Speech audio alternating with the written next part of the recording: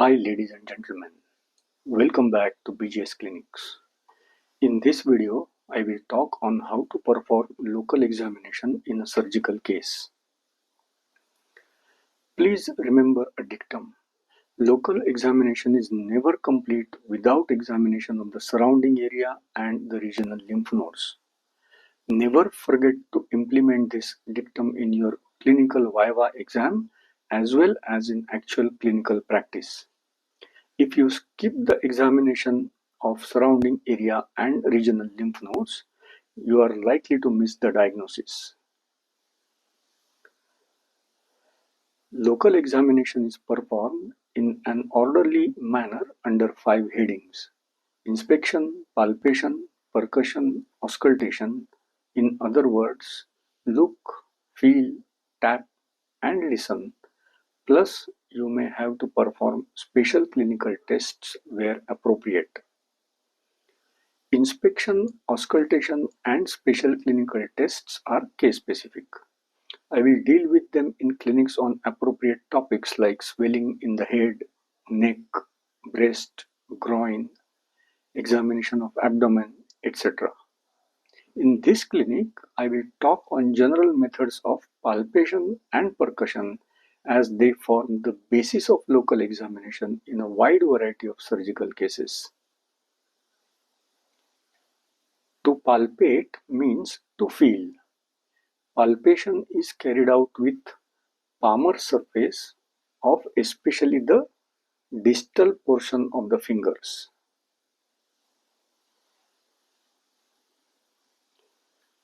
Cup the fingers slightly so that concavity of the fingers conforms to the contour of body surfaces, most of which are convex.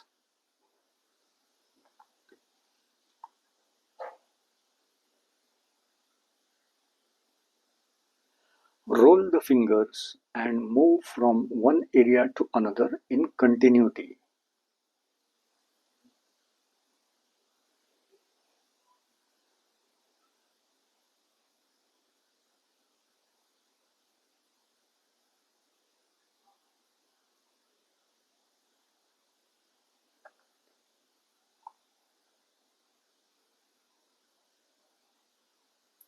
Do not jump from one area to another, skipping the areas in between.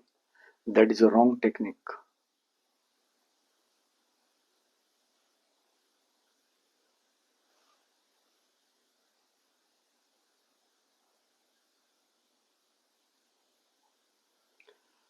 There are various methods of palpation: light, deep, bimanual, and bidigital. During light palpation, look for tenderness and surface characteristics of any abnormality felt. Let the fingers gently mold over the area being palpated. Do not keep the fingers stiff.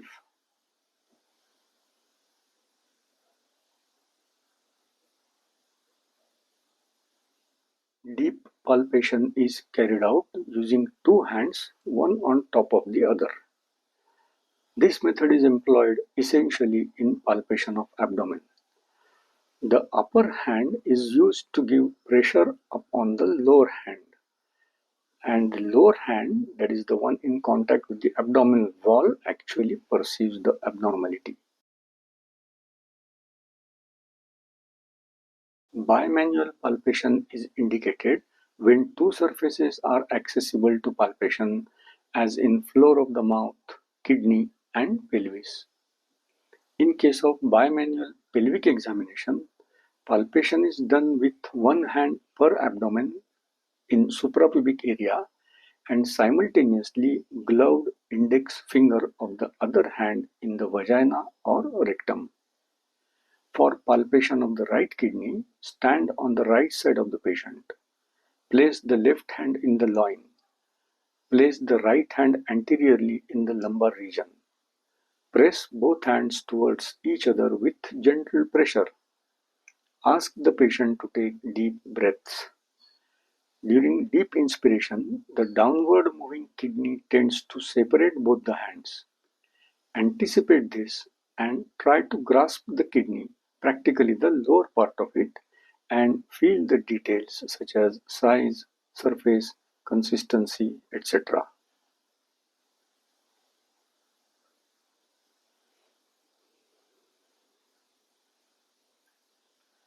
For palpation of the left kidney, stand on the left side of the patient and reverse the roles of the hands.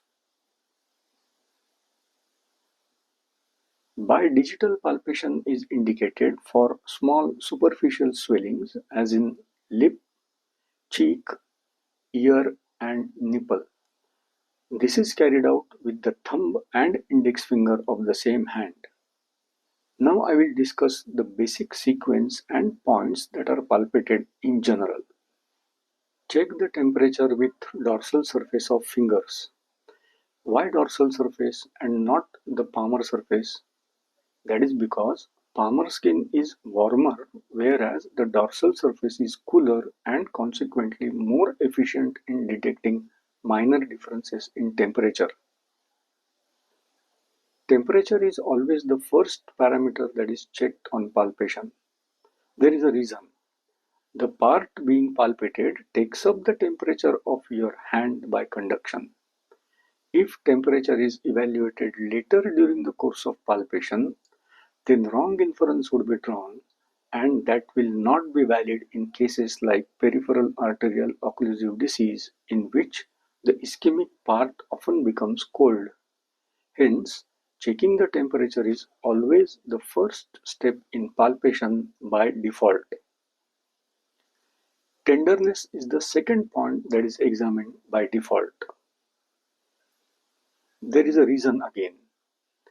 Once the exact area of tenderness is delineated right at the beginning, further discomfort in due course of palpation can be avoided. Tenderness is the cardinal sign of tissue injury, whether due to trauma, inflammation, or irreversible ischemia. How do you clinically check for tenderness? Start palpating away from the site of pain and gradually proceed towards the anticipated site of tenderness while keeping an eye on the patient's face as well. Face is the best indicator of the site and degree of tenderness. Wincing of the face and flinching of the body confirm tenderness. If any one of these two criteria is absent, then think twice before concluding tenderness, even if the patient overreacts.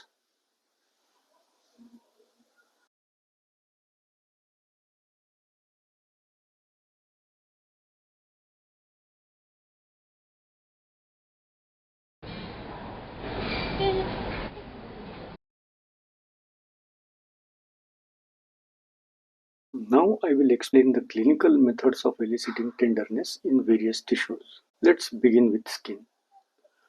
Move your hand gently on the skin. Hyperalgesia confirms tenderness. Hyperalgesia is an exaggerated or heightened response of the skin to a stimulus, and this is considered as tenderness. It suggests damage more commonly to the nerves, mostly due to inflammation, that is neuritis, but can also be caused by chemical changes in nerve pathways. Neuritis lowers the threshold of the skin to uncomfortable or unpleasant sensations. For eliciting tenderness in the subcutaneous tissue, gently pinch a fold of skin plus subcutaneous tissue together between fingers and the thumb.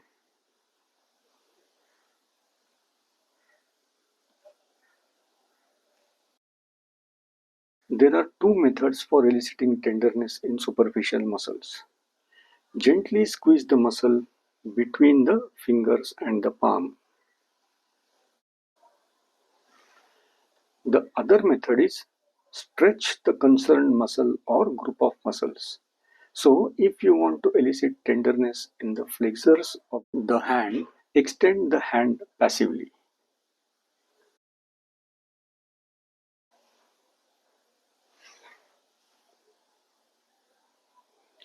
For elicitation of tenderness in deeper non-accessible muscles, stretch the concerned muscles, the way I demonstrated just now.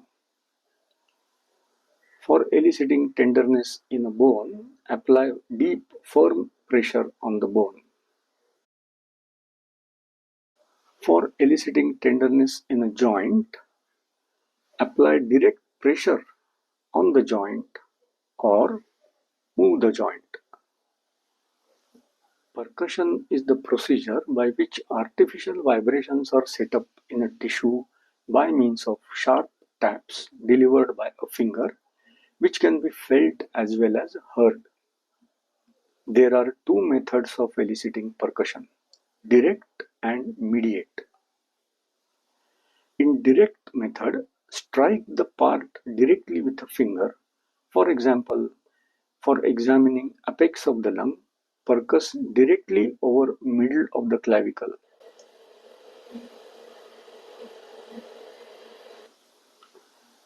In mediate method, the middle finger, called pleximeter, is placed in close and firm contact with the part, with other fingers and palm being lifted off the area.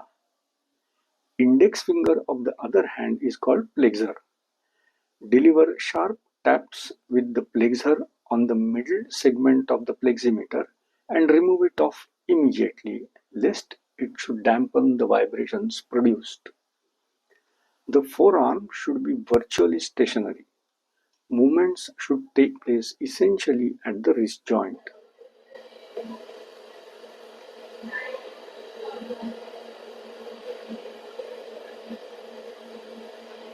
Vibrations may be both felt and heard, but focus more on feeling rather than hearing.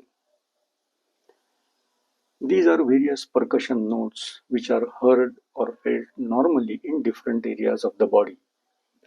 Resonant note is felt over the normal lungs. Tympanic note over gastric air.